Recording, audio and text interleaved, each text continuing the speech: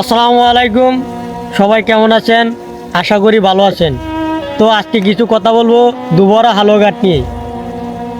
তো আপনারা জানেন বিগত 12 ফেব্রুয়ারি আসন্ন ত্রয়োদশ জাতীয় সংসদ নির্বাচন অনুষ্ঠিত হয়েছে।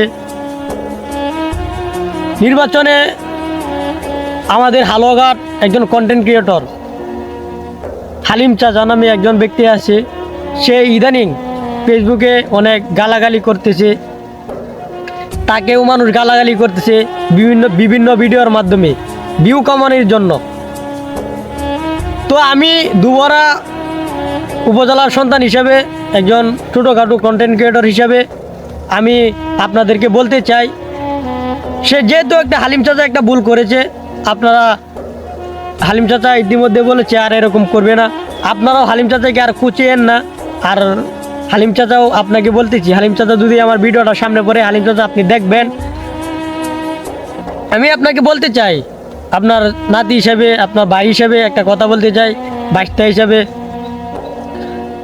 আপনি অনেক মুরব্বী মানুষ, ভিডিও করেন, সৈয়দ ইমরান সাহেব প্রিন্স সাহেবের রাজনীতি করেছেন, নির্বাচন করেছেন, অনেকে হয়তো সালমান ওমর রুবেল ভাইয়ের নির্বাচন করেছে। যেভাবে হোক সালমান ওমর রুবেল ভাই এমপি হয়েছে, আমরা তাকে অভিনন্দন জানাই।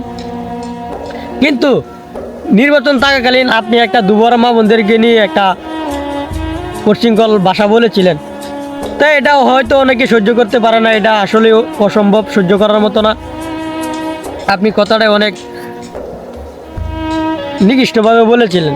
তা আমি আপনাকে বলতে চাই, হালিম চাচা আপনাকে বলতে চাই, যেটা হয়েছে না হয়েছে অতীত ভুলে যায়, সামনেবার দিনটি ভালো করে শুরু করেন।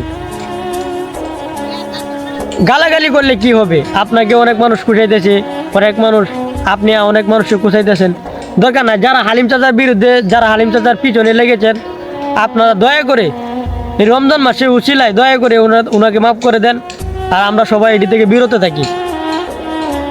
এই হচ্ছে আমার কথা। সবাই ভালো থাকবেন, আমাদের ভালোবাসা নেবেন। ধন্যবাদ। আসসালামু আলাইকুম।